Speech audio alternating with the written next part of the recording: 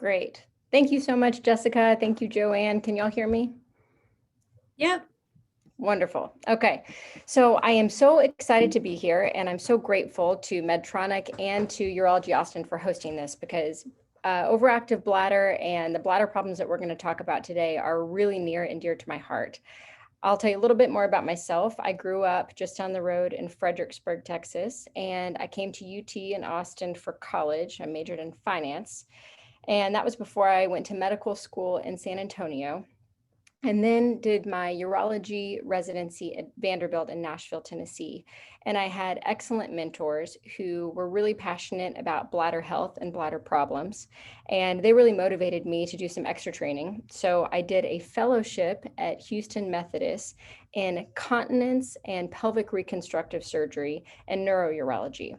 So what that means is that I'm particularly passionate about bladder physiology and really the urinary tract physiology as a whole. So what that means is that I work on how the bladder functions and how the prostate and urethra and pelvic floor function and have effects on the bladder. And so we're going to talk about a lot of different things today, but they all come back to really understanding what's going on with your bladder and then tailoring treatment options, whether that's conservative and just changing some behaviors, or whether it's therapeutic with medications or procedures or surgery to really improve your quality of life. Because I have found, and you may agree, that overactive bladder, incontinence, retention, these issues, they're things that people don't talk about enough. And so you may not feel comfortable talking about them. We as clinicians don't elicit that information very well. So we don't ask the right questions always. And so these are problems that you may have had for a really long time that you didn't even know there were options to treat it. So today, I hope that you learn a lot and that you feel more confident that there are things that we can do as urologists to help you. So as a segue to that, 44% of people say that they're too embarrassed to talk about their bladder problems. And I can tell you that probably more than 44% of physicians forget to ask about those problems. So if any of these quotations on the left side of the screen resonate with you, if you wake up too much at night to pee and you can't get a good night's sleep, that's going to affect your relationships. It's going to affect your work. I have patients that feel like they can't keep a job because they're rushing to the bathroom all the time. So if any of these things sound like you, then know that that's not normal. So I hear all the time people come to my clinic and say that they think that these things are just a normal part of aging. And my mom used to tell me that normal was just a setting on a dryer and that there's no real normal. And I completely agree with that. If something is bothering you, then we can fix it. We have many, many tools to address these issues. So it's time to address them. For our agenda today, first, we're going to talk a little bit about bladder control and what we call the epidemiology, which just means how common is this? Who all has these? How many people have these problems? What does it look like? And then we're going to talk about the care pathway. So in 2019, the American Urological Association, that's the group that kind of guides urologists with the best standard of care, came up with a pathway that tells us how we should all manage this problem and bladder problems. And so we have guidelines and we have a lot of data to show what works and what doesn't work. And while one thing may work for one person, it doesn't mean it'll work for the next person, but we've got a lot of options and a pathway to help guide us through it. So we'll talk about some of those treatment options, and then we'll talk about 2 treatment options that Medtronic has that work really well for patients. And then at the end, as Joanne mentioned earlier, I'll answer questions. So if you will type anonymously, that everything's anonymous, but if you'll put your question in the Q&A box, then at the end, I'll have time to address those specifically. So first things first, you are not alone. Overactive bladder is extremely common, just like I mentioned before. 1 in 6 people has overactive bladder, and that includes men and women. And like I said, many people have these as the problems progress as you get older, but that's normally a result of other things that are going on with your body and with your pelvic floor. So it's not a normal thing to have to wake up many times at night and rush to the bathroom, but it is very, very common. So again, it can affect your confidence, it can affect your sleep, it can affect your work and relationships. And my job as a urologist is to help navigate that. So to put it in perspective, 37 million adults have overactive bladder in the US. That's more than diabetes, it's more than vision problems. So of the people that you know, just look around, 1 in 6 shares this issue. So what's normal and what's not normal? So I would say on average that patients should go to the bathroom about every 2 to 4 hours. So that varies depending on how much fluid you drink, on your medications, on several different factors. But in general, if you are going to the bathroom more than 8 times a day, if you're waking up multiple times at night to urinate, if you have urgency, like you can't hold it, you've got to rush to get to the bathroom, and there are certain triggers that make you leak or really feel like you've got severe pressure, those things can be treated. That's something in line with what we're talking about, these bladder problems and overactive bladder. So how is it supposed to work? If you think back to a baby, babies start with, and we all start with, communication between our brain, our spinal cord, and our bladder. And so there is a nerve pathway that is communicating those things. And when we're born and we're infants, that reflex between the bladder and the spinal cord is pretty strong. And that's telling, so as soon as the bladder fills up, the baby pees, right? The bladder fills up and the baby pees.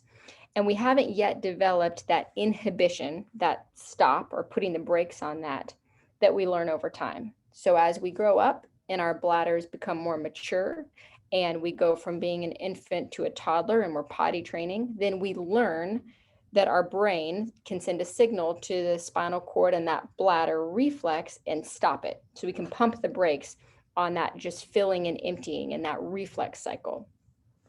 What happens when we have overactive bladder is that we lose some of that inhibition. So we lose that control to pump the brakes on the bladder, and our bladder starts to fill, and then it just squeezes and empties. So normally you should be able to drink fluid. The fluid goes to your kidneys, gets processed, and then you're constantly making urine. I have a lot of patients that tell me that they feel like they're not completely empty. And we check for that and we see if you are completely empty. But a lot of patients, their bladder is just squeezing so frequently that it never really has time to fill. So you feel like you're not empty, but really it's the bladder spasming and squeezing, causing these overactive bladder symptoms. So backing up to this graph, what should happen is that your bladder will fill with urine that your kidneys are sending to the bladder. When it gets to be full enough, you should be able to, it'll tell your brain, hey, I'm kind of full. And your brain should be able to say, okay, I'm not ready to go to the bathroom. Let's pump the brakes. And then you can hold it and wait till you get to the bathroom. And then when you're ready, your sphincter will relax, your pelvic floor relaxes, your bladder will empty. That's the way it should work. But as you know, as we know, anyone who's on this call today, it doesn't always work that way. So it is something in the circuitry and the pelvic floor and the bladder muscle that's gone wrong. And my job is to figure out where it's gone wrong and what we can do to fix it. So, as I mentioned before, daily habits, things about holding your urine, how often you're going, what you eat and drink. There are known bladder irritants, which we'll talk about here in a second. There are medications, things like diuretics. You may be on Lasix or torsemide or furosemide. That makes you make more urine. And if you make more urine, then you're going to use the restroom more often. But we can create a bladder that will hold the urine better so that you don't leak on the way. There are several other things like prior surgeries. If you're a male and you have a prostate, if you've had a prostate surgery, if that has affected your sphincter, maybe you've had your prostate removed, that can also affect it. Things like childbirth and being pregnant. A baby sits on that pelvic floor right next to your bladder, so it can stretch out your pelvis, it can stretch out the muscles that sit at the bottom of your pelvic floor, and that can also affect your bladder. So there are lots of different things that can cause this and contribute to this problem. And sometimes we need to fix some of those things, but sometimes we don't. So the most common bladder control problems, there are really three. We're going to focus mostly on the third one, which is overactive bladder today, but I'm going to kind of touch on the others so that you have some idea of how to differentiate the two. So stress incontinence, the most important thing, and something that I talk to every patient that comes to me, is I say, there are two different types of leakage and two different types of bladder leakage problems. There's stress incontinence and there's urge incontinence. Most people have both, and sometimes it's really difficult to differentiate between the two. So I'm going to kind of walk you through the differences. So when someone comes in and tells me that they leak and that they have to wear pads, one of the first things I ask is, is it leakage when you cough, sneeze, do exercise, or exertion? Because if that's the case, if it's you're putting pressure on the bladder and then you leak, that's a pelvic floor problem. That's an anatomic or a structural pelvic floor problem. And typically, that's addressed completely different than overactive bladder problems. Now, there's some overlap, but in general, stress incontinence is coughing, sneezing, leakage. Now, hold on to that because we're going to come back to urge incontinence here in a second, which is the other type of leakage. But I want to tell you about retention here for a second. So retention is not emptying your bladder. Now, I already told you that many of my patients feel like they're not emptying their bladder even when they are. So there is a really quick test that we can do when you come to see me, where we put a little ultrasound probe on your bladder just over the skin, and it tells us how much urine is left in your bladder. That tells me whether or not your bladder is completely emptying or if it's not. Now, I'm going to tell you about a therapy in a minute that can treat urinary retention as well as overactive bladder. But if you have urinary retention and you're not emptying your bladder completely, then we need to figure out why. And is that because your bladder's not squeezing, or is it because you're blocked? So again, that's something that I can help you figure out. We have plenty of tests and we can ask the right questions to get to the bottom of that.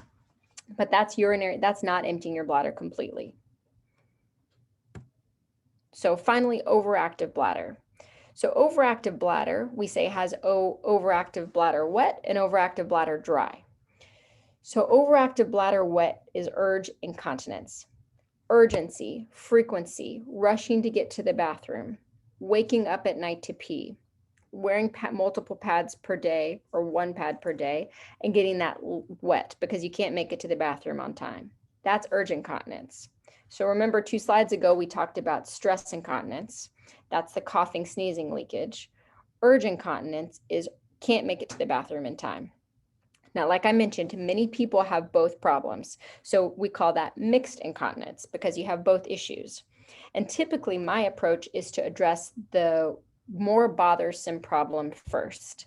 And I find that in a lot of my patients, that unpredictability, not knowing when you're going to leak, all of a sudden having a leakage episode, or being grocery shopping and not knowing where the bathroom is and having to rush to get to the bathroom, that feeling of panic is often more bothersome than that kind of predictable coughing, sneezing, leakage.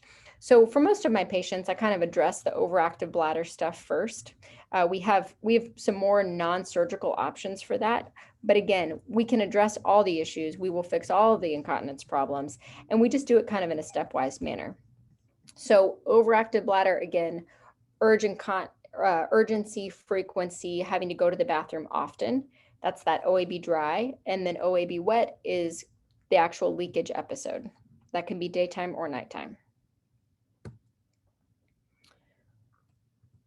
So I mentioned earlier that we have these guidelines. We have AUA, American Urologic Association guidelines that came out in 2019, and they created this pathway for us. So like with any treatment option, we start conservatively. So we talk about behavioral modifications that we can make, and we talk about lifestyle modifications. And if those don't work, we can try medicine. And if that doesn't work, we can try procedures and surgery. So we're going to start with my explanation today in that same order. So lifestyle changes. The first thing I tell people is that I ask, what do you drink? What do you do in terms of your behaviors? What time do you go to bed? And all of that's really, really important. Sometimes I even have you fill out a voiding diary to tell me how often you're going and how much you're leaking and how much you're drinking. Because there are several known dietary irritants: caffeine, alcohol, spicy foods, specifically soda or carbonated beverages, will irritate the bladder. So if you're thinking, okay, yeah, I drink 3 cups of coffee and I have 2 cocktails at night, then that could be a huge contributor. And that's something that you can do today, is cut back on those known dietary irritants. And you may notice that you get significant improvement in your symptoms just by that. There also is pelvic floor physical therapy. Now, pelvic floor physical therapy is done by physical therapists who are doctors of pelvic floor medicine. So they are specifically trained to work on pelvic floor musculature. Now, some of you may have heard of Kegels or bladder exercises. That's really an exercise of the pelvic floor to strengthen pelvic floor muscles. That is really good for stress incontinence, coughing, sneezing type of leakage. It is not good for overactive bladder, where we're trying to calm your pelvic floor down. So I have a lot of patients that have tried physical therapy on their own and maybe do Kegels. Sometimes that helps, and sometimes it's just making the problem worse. And I can help you figure out whether or not it would be helpful for you. I also have pelvic floor physical therapists. We have many here, at least 6 at Urology Austin and 4 at the offices where I work, that I can send you to, and they will work with you specifically on strengthening and relaxing the right muscles. So if that doesn't work, we typically proceed to oral medication. So oral medication, there's really 2 different categories. There are anticholinergic medicines. So anticholinergic medicines are medicines that have been around for a really, really long time. They're also, I call them dirty because they're known to have a lot of side effects. So the medications that are a lot cheaper, and the pharmaceutical companies love them because they're a lot cheaper, but they can have some side effects of dry eyes, dry mouth, and constipation. Now, not everyone gets those. I have many patients that have no side effects whatsoever and get extreme benefit from these medications, but it's something that we have to look out for. There is also a list called the Beers criteria. So this has to do with medications that we know over time can be harmful, especially to older elderly patients, specifically in terms of cognition and an executive function. So that means your ability to kind of complete daily tasks and memory. So some of these anticholinergic medications can have long-term effects if you're on them for a significant period of time, and if you have them at high doses. And there are many medications that meet this criteria. So one of the things I do is I look at your medication list when you come to see me, and and we have this discussion about whether or not the benefits outweigh the risks for taking a medication like this. And in many people they do, but in some people they don't. So there's another category of medications. These are called beta-3 agonists. And the goal of both of the medications is to relax the bladder muscle, so it's not squeezing as often. But the beta-3 agonist class of medicine works on a different receptor. So it targets a different spot on the bladder to relax it. Now, those medications, there are 2. They're typically a little bit more expensive because they're newer drugs. And one of them can cause a slight increase in blood pressure in a very small amount of people. The other one doesn't really have any side effects at all, but they can be more expensive. And so those are things that we can try to prescribe, but they may not work for everybody, either financially or because they just are not efficacious, meaning that they don't work quite as well. You'll see at the bottom that there's this recent survey that showed that 72% of people stopped bladder medication at 6 months. And that number holds true. At a year, about 70% of people stop taking medication, whether that's due to side effects or due to cost. So good thing we have extra therapy. So when people fail medications, fail conservative therapy, then we talk about 3 different third-line therapies. Now, depending on your individual problem and other medical conditions and the reason why I think your bladder problems are occurring, I might recommend additional studies. I may recommend we look inside your bladder with a little camera. That takes me about 45 seconds to do here in the office. Or I might recommend that we do bladder testing. That's something called urodynamics, where I can actually look at the way that your bladder fills and empties, and it gives me a ton of information about how your bladder is actually working and helps me target the problems and give you a lot of feedback about the risks of different options. So sometimes I recommend those things. Sometimes I can say, I know exactly what's going on and here's what will help you. So I'm going to talk to you about 3 different options for overactive bladder that is refractory or doesn't work with medications or behavioral modifications. So the first one is Botox. Botox is onabotulinum toxin. So you may have heard about botulinum toxin or botulism. That is a paralytic. So this is a paralytic. And you may have heard of Botox where people put it in their foreheads or in their temporal muscle, which is used for migraines or for their spine or for muscle spasticity. And the idea is that we use a tiny amount, not a toxic amount, to relax whatever muscle we're treating. So the goal is to find the sweet spot for overactive bladder, where in a bladder muscle that's squeezing too much and too hard, we inject Botox into the muscle to relax it so that it's not overactive. Now, there are two risks with Botox. It's something I do here in the office, unless for some reason I need to do it in the operating room. I do it here in the office, and it takes me, again, about 2 minutes to do this procedure. Although you're here getting numb, we numb the inside of your bladder, and you're here for about an hour-long procedure. I go inside with the camera. I inject the Botox in 10 different spots in the bladder, and that will relax it. Now, again, two risks: urinary tract infections, which we give antibiotics beforehand, and then retention. So there is a 6.5% risk of not emptying your bladder completely. So because Botox is a paralytic, when we use Botox and we inject it, we're relaxing the muscle. There's always a risk we relax it too much.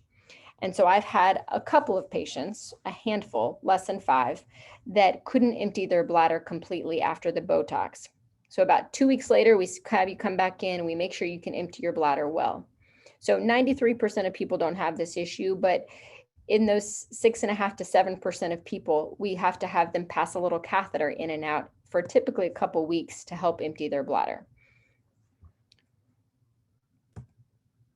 The second option is it's peripheral tibial nerve stimulation.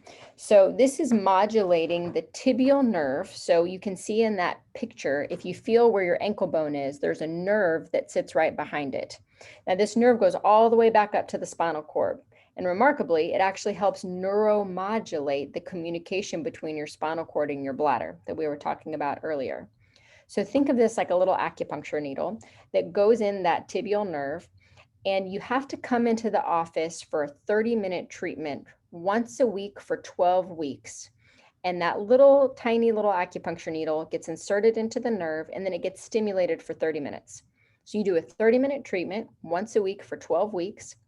And then after those 12 weeks, in order to maintain the benefit, you have to come in once a month. Now, we do that long-term, generally for up to 3 years, but that's how you get the maintenance therapy from it. Most people don't notice a significant benefit for about 4 weeks, and it takes about four to 6 weeks before you feel that, but then you'll get the benefits of relaxed bladder, improvements in your urgency and your frequency and waking up at night to pee.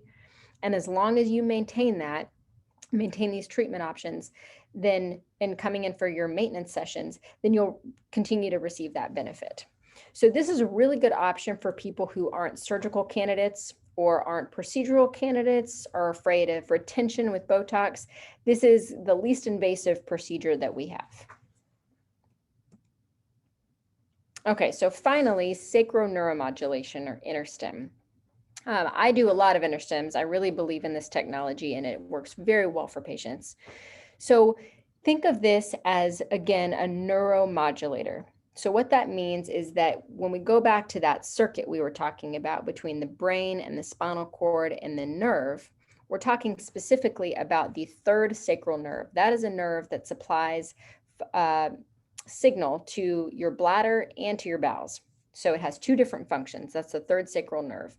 And it comes off your spine and actually goes through this, it sits right on the inside of your sacrum, so on the back side. And there are little holes that I can access. So the way that, and you think of it like a pacemaker for the bladder, what we do is I take 2 little wires and I send them down through that hole in your sacrum on both sides, and I rest them next to the nerve that supplies the bladder and the bowel. And we test this technology out before we implant it. So we test it out for most people for 5 days. For some people, I'll do a 2-week trial for unique patients, but in general, it's a 5-day trial where I put these 2 wires next to that nerve and we stimulate it. So you walk around with a little fanny pack underneath your clothes, very small fanny pack. And for 5 days, you try this therapy. And that stimulation of the nerve, and it's not stimulation like it hits it and it tells you to pee, but it just starts to have your bladder normalize in the way that it used to when you could control your bladder. So it provides you bladder control. If it works for you, then we implant the device. So the way that I do this, and every practitioner does it a little bit differently, but the way that I set up my InterStims is we go to the surgery center for a light procedure with local anesthesia. So I need equipment, I need a machine to help me perfectly place those little wires on the nerve to make sure that we're getting the best test that we can get. So it takes me about 15 to 20 minutes. I place these two little wires down next to the nerve and I tape it up. You wear the fanny pack for 5 days, and then you come back to see me 5 days later in my office and I pull those little wires out.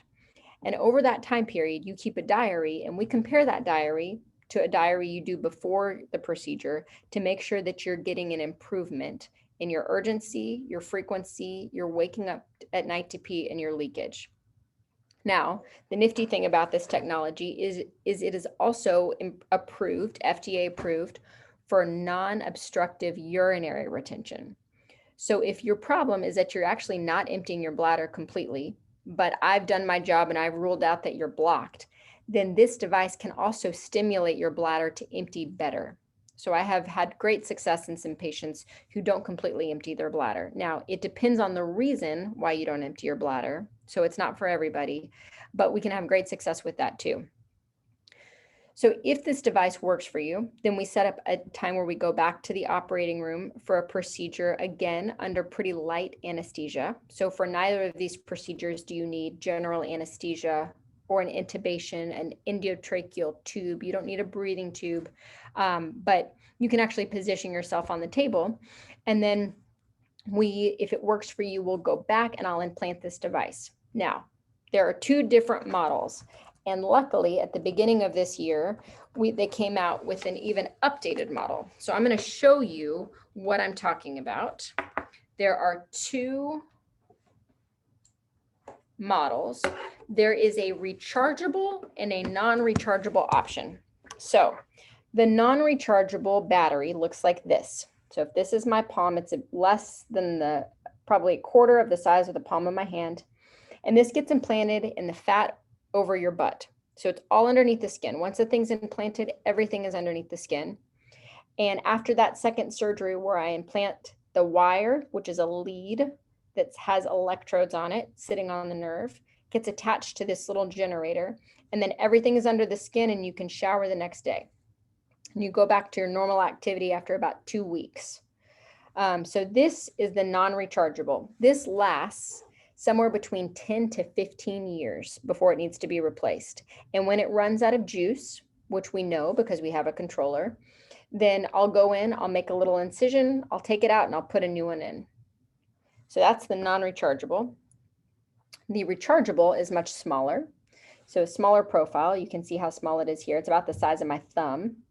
But this one lasts up to 15 years as well, but it does need to be recharged once a week. So for about 20 minutes once a week, you slide this little charger next to your skin underneath your clothes, and you put it up through the skin, it will recharge. So about 20 minutes a week, you recharge this little guy.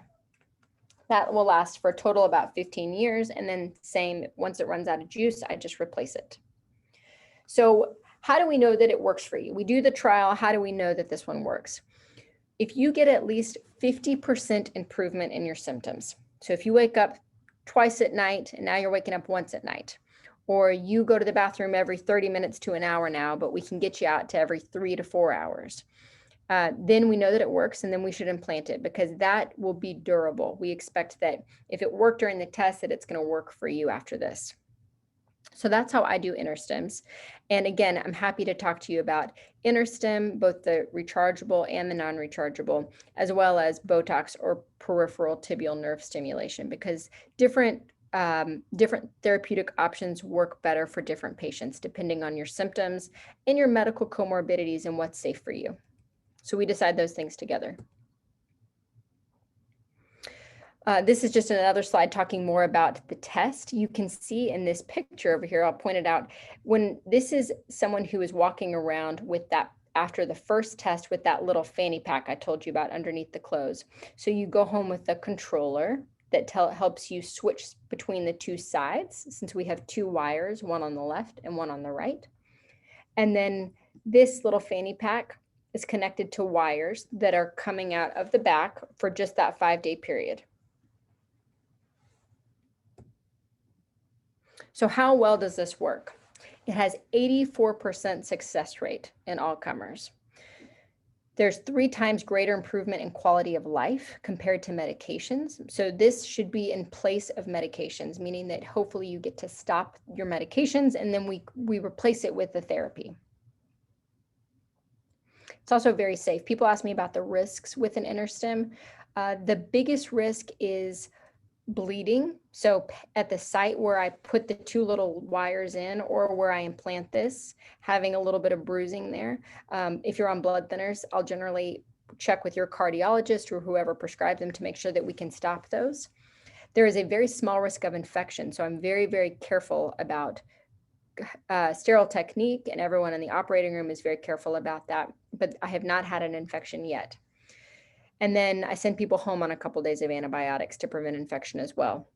Some people will describe the sensation as a little bit painful. If it's painful, it's not right. So it's either too high or it's not in the right place. It's not in the right setting. So it should be completely comfortable. You'll feel a little humming to know that it's working, kind of in the area of the genitalia and the perineum, but it should not be painful.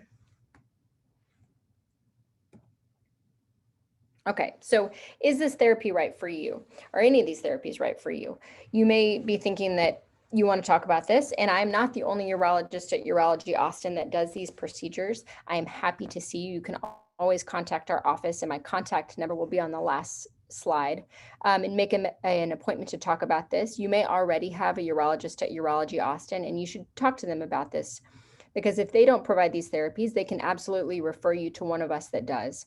Generally, if we do InterStim, we kind of manage all of the overactive bladder. So many of us are capable and really competent at managing any of these problems and helping you figure out if this is something that's right for you.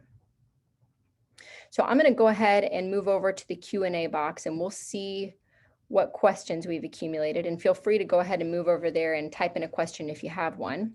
Here you can see my office. So this office number will get you to Urology Austin, and they'll be able to direct you. I work out of 2 different offices. I'm at Radham Lane, which is down south, 608 Radham Lane. It's at the corner of basically 290 and South First, right next to the St. David's South Austin Medical Center. And then I also am 1 day a week on Mondays, I'm up at Medical Park Tower. So that's at 38th and next to the Seton Hospital, 38th and Lamar. So I'm happy to see you there. But like I said, we have several other specialists in Urology Austin that are also happy to see you. Okay. So we have a question here about fears of adding more medication to regimen of quite a few medications. And that is something that is completely reasonable. And most patients are on multiple different medications, and we have to be really cognizant of drug-drug interactions, because we know a whole lot more about medication now. We know what reacts with what. So there are some medications that have pretty few drug interactions, so those might be a good option for you. But if they're not, then transitioning to one of these advanced therapies should get you off of medications. So that's another benefit to one of these. Okay, there's a question about sciatic nerve back issue, and can that contribute to bladder control? Yes, it can. Back issues and things like even discs, bulging discs, any back trauma, back surgery, that can cause inflammation and scar tissue around the spinal nerves after they leave the spine. And the third sacral nerve is absolutely one of those. So I see a lot of patients that have had back issues for a long time. Sometimes correcting the back issue will correct the bladder issue, but sometimes it doesn't. Sometimes that stuff's irreversible, but that doesn't mean that we can't get you better by treating the bladder itself. So even though it's downstream of another cause, oftentimes we can get you a lot of improvement from that. Okay, there's someone who's asking about overactive bladder at night. So, and never getting a night of uninterrupted sleep, which is miserable. And we all know how important sleep is. And when you wake up so many times and can't get back to sleep, that affects you the rest of the day. So ask what my recommendations are. I'd recommend that you talk to your urologist or come see me to talk about this specifically, because there are other reasons why you might have issues at night. If you only have issues at night, meaning during the daytime, you don't go very often, you're not rushing to get to the bathroom, but really it's just at night, there are several causes of that. Some of them are urologic and some of them are not. One of the biggest is sleep apnea. So if you haven't had a sleep study, I recommend asking your primary care provider to order a sleep study. Sleep apnea and not getting enough oxygen to your lungs will send a hormone to your bladder that makes you make more urine at night. So that could be the problem. If this happens around the clock, so if you have overactive bladder problems during the day as well, then oftentimes treating the overactive bladder will fix your nighttime problems.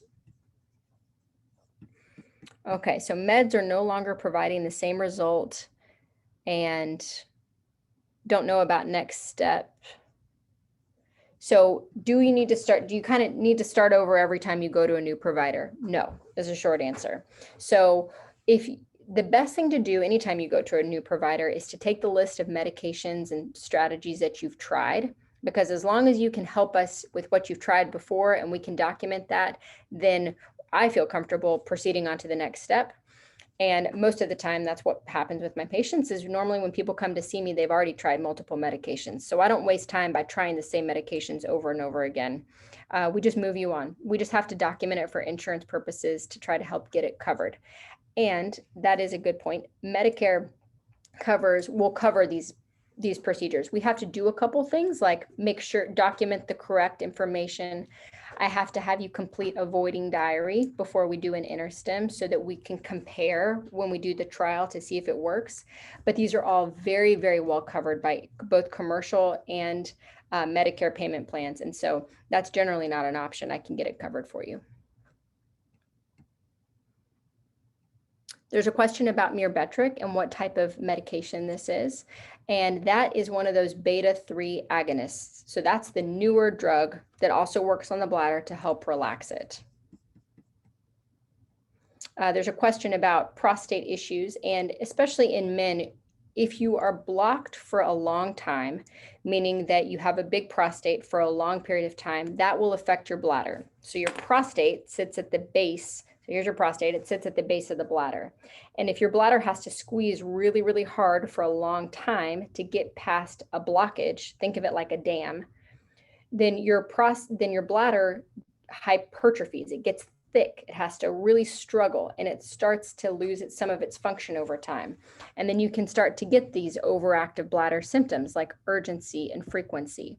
So sometimes, specifically in men, we have to both treat the prostate and the bladder because one causes the other and they interact with each other. So to answer your question, you may also have a prostate problem, in which case we can address both problems. Sometimes fixing the prostate will help the bladder, but not always. And sometimes we have to fix the bladder too. If you get urinary tract infections, can you still get an InterStim? Absolutely. And if in fact you get UTIs because you're not totally emptying your bladder, then an InterStim will absolutely help with that. Question about Medicare, yes, covers all these options.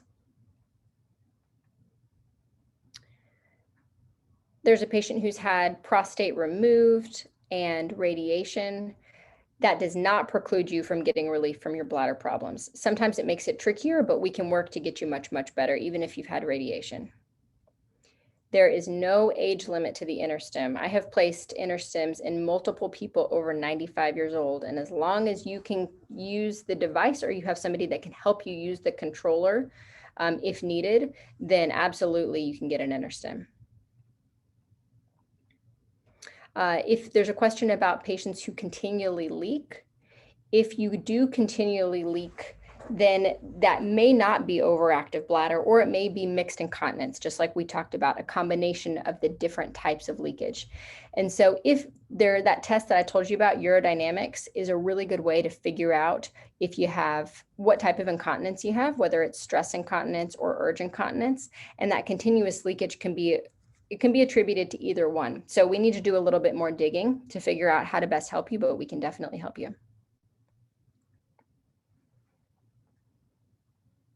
There's a question from Dr. Zaid about if a patient gets initial benefit from an InterStim, does that continue or does it wane over time? So if you get an initial benefit, it should continue. You should continue, if you respond to the treatment at the beginning, you should continue to respond to that treatment. But sometimes people notice that they know the InterStim no longer works. And that's typically because either the battery is no longer active and we need to replace your battery, or because the lead has migrated, that wire has migrated off of the nerve. That can happen with falls, specifically when people fall backwards. The lead, which has little tines to keep it in place, if there's enough force, it can fall off the nerve. And so in those patients, we can get some imaging, some x-rays to see if it's still in the right spot. And if it's not, may require a revision, but that's pretty rare. It takes a lot of force to move the lead off of the nerve.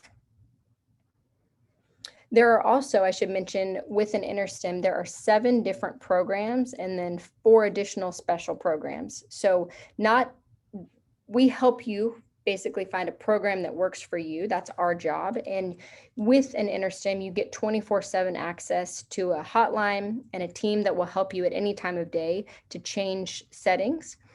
But we have multiple different options. We have multiple different programs. So one setting doesn't work for everyone, and one setting may not work for you. And it may change over time where we have to kind of change some settings on the device. But generally, we can get you to a place where your symptoms are well controlled.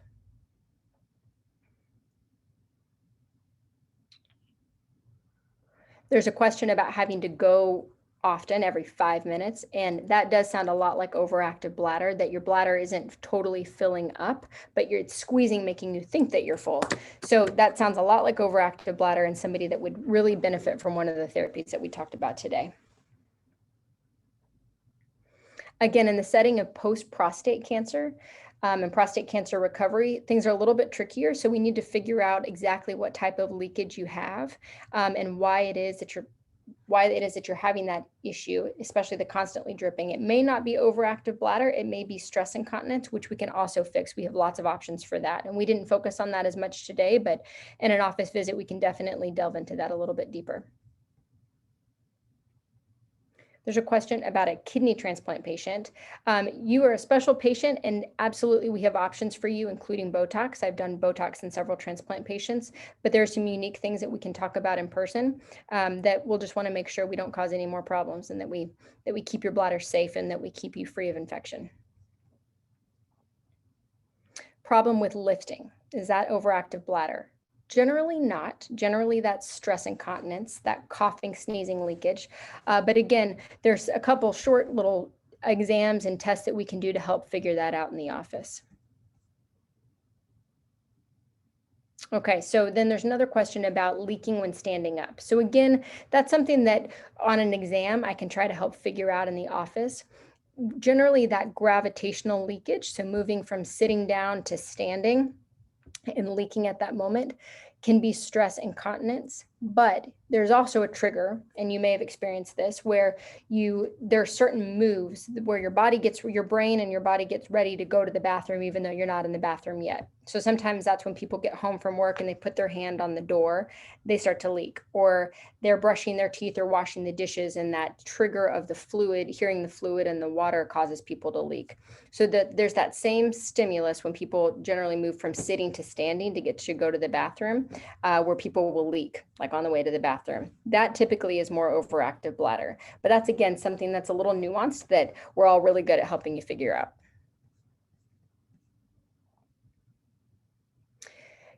No leakage at night, but daytime only leakage. Is that stress incontinence or urge incontinence? Again, I need a little bit more information. In general, people who have, if you lay down and you have no leakage whatsoever while you're laying down, but you get up and you only leak when standing and because of gravity. That is typically stress incontinence, but not always. There are some people that have overactive bladder that doesn't really bother them at night. It just bothers them during the day. So I've got more questions for you and we can figure that out together. Okay, so far those are the only questions that I can see. Jessica or Joanne, do you see any additional questions or anything else you'd like to add? No, I think those are some awesome questions. Okay, excellent. Well, again, it was my pleasure to have host this webinar tonight. And thank you so much again to Jessica and Joanne and Urology Austin and Medtronic. Like I mentioned before, there are several of us that do these procedures and we're all happy to take care of you. Those of us who have chosen to be urologists really hold these near and dear to our heart, and we care a lot about making your quality of life better. That's our job. So feel free to call, make an appointment with me or any one of my partners, and we will do our very best to figure out what's going on and help take care of you.